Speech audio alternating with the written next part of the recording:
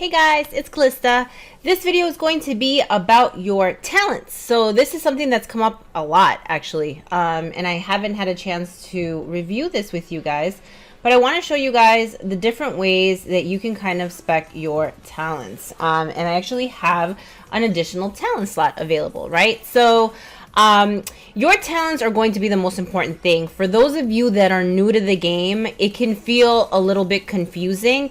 And I would say for your early game, you're basically going to be pretty heavy on construction and research, right? So you can continuously reset your talents. It can become quite expensive once you're familiar with the game and you have a lot of troops and you're actively fighting. It might make sense to have a variety of different specs that you're kind of running.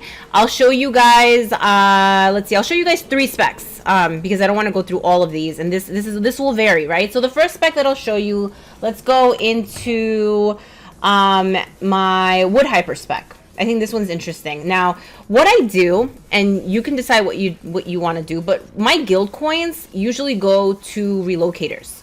If after a KVK I still have guild coins, I will typically buy talent sets because I realize that I actually use talent sets resets really often, and it feels a lot less painful to do it this way than having to pay gems to switch my talents, right? So I'm going to go ahead and use one and show you guys what my wood hyper talent set looks like.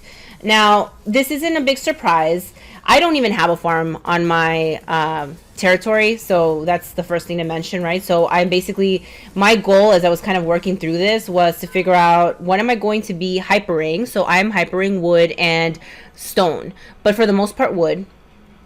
And this talent set that I'm going to show you guys actually does 3 things for me. So if I am constructing, if I am building, and if I am in resource hyper mode, it is all the same spec. And you will have, once you've maxed out your hero, you will have enough points to be able to do the same thing. Even if your hero is not maxed and you're only focusing on one resource, which I always recommend you guys, like, always focus on one resource. The only reason that I went into stone is I make a ton of wood. When I am in wood spec and I have my wood gear on, I am making millions upon millions an hour. I make more than I can use. So that's kind of why I decided to also start making stone, because I was pretty short on stone. Now I'm short on gold. Now I'm short on food. I mean, I'm always going to be short on something. And that's what I realized, like, as I started playing. And I might make a video on, like, the trials and tribulations of being a big player.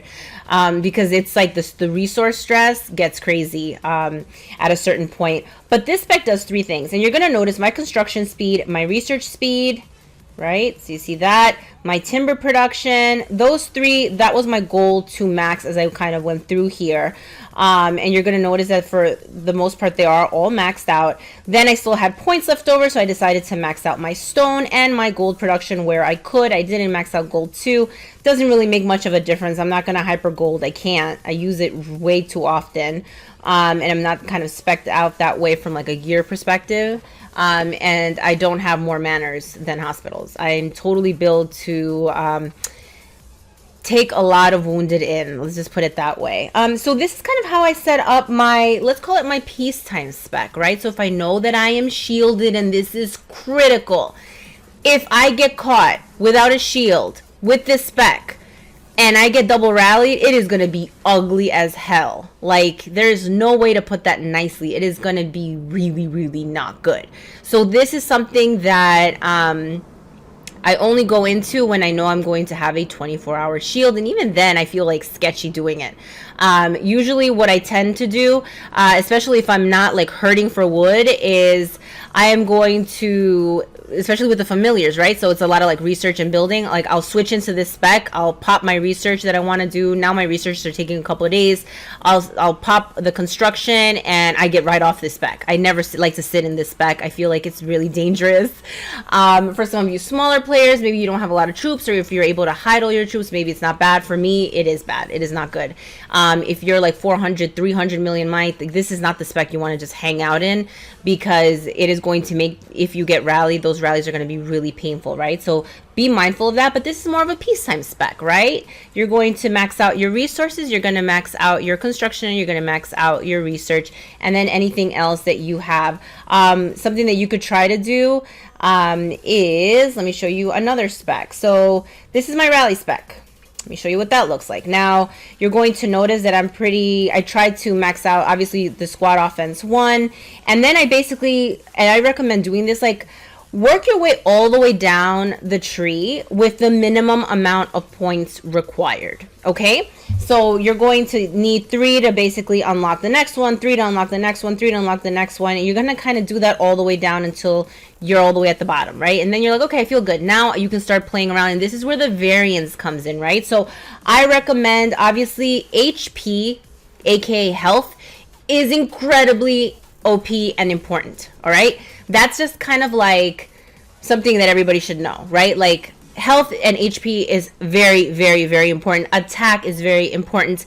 Defense is very useless. So you're going to notice anywhere where it's defense, I put the bare minimum, and it stays like that. And if I'm going to eat a rally, it's going to stay this way. If I'm attacking, it stays this way.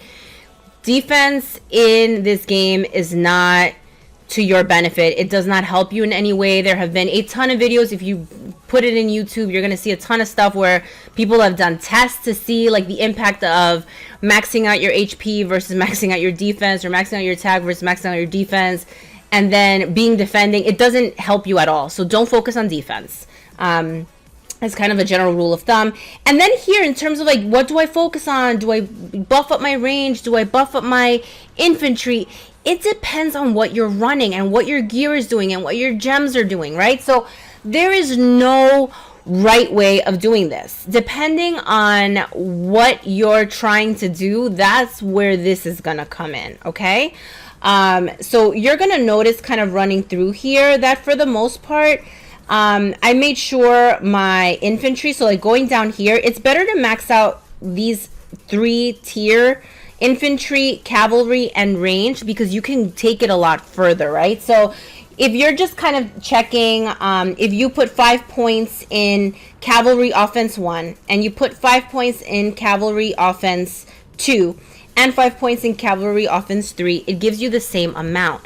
The reason that I recommend maxing out your level 3s first is because those allow you to go further, right? So these cap out, right? Like offense 1 caps out at 15. Offense 2 caps out at 20. But offense 3 caps out at 50. And let's take a look at this. This is what I want you guys to look at. So the other one capped out at 15, so at 5.4%. Then one caps out at 20 at 9%. This one caps out at 53%.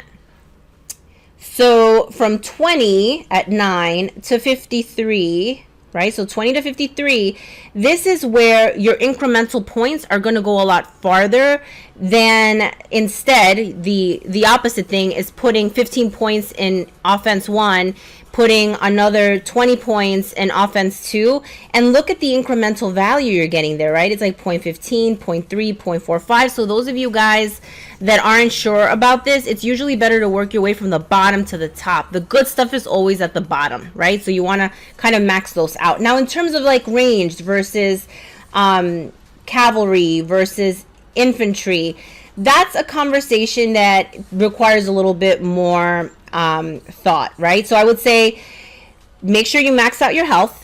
That's an easy one. Max out your health, right? That's going to help everyone. It's squad. Squad is always OP. Squad is going to impact every single type of troop that you have. But when you're going into whether you should max out ranged cavalry or infantry, you're going to see I tend to run pretty mixed. But my phalanx that I'm running, obviously there's somebody that's standing in the front and there's some people that are standing in the back, and I have a variety of different number of troops. So that's kind of what I was thinking. And then looking at my gear, right? Like if I want to make sure that I can take multiple rallies, let's assume that you're one of those people. You're worried about getting rallied.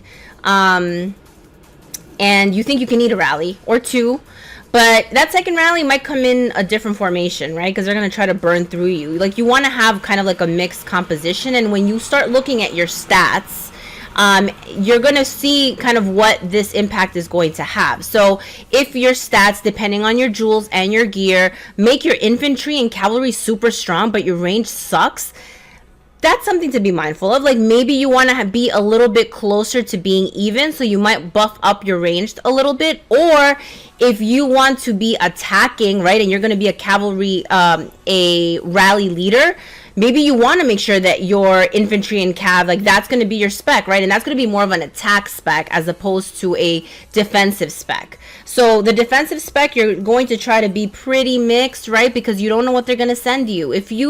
I have to tell you guys, like when I am attacking, and when we're doing rallies, it's a gift if you see somebody who's like hardcore range. Like you look at their gear and you're like, they're totally running range, right? That's going to be the majority of their troops, and then boom, you send them a ton of infantry and they get countered hard, right? Even with 2, it's usually pretty easy to counter if they can guess what formation you're running in.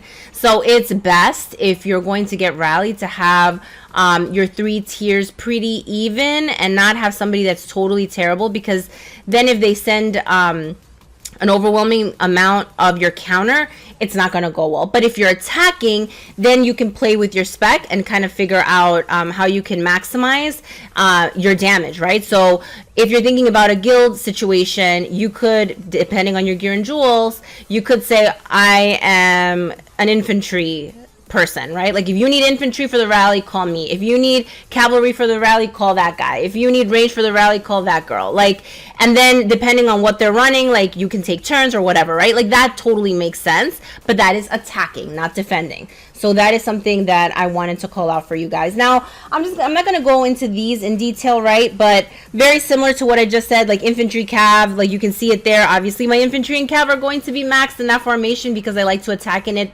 because they are very OP for me. They have really strong stats, right? Just because that's where the majority of my gear and my jewels are boosting.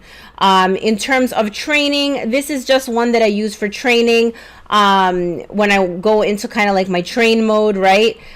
This spec, it's not a spec I would want to get attacked in, but it's not bad. Like if I have to get caught in a spec that is not war, this would be the spec, right? It would not be that like wood rally spec. It would be this training spec, right? And usually I still like to be either bubbled. I'm online, like if I'm doing like some sort of training boost. But this is kind of what that is. And I can have 5, so I'm thinking about what that 5th one is going to be.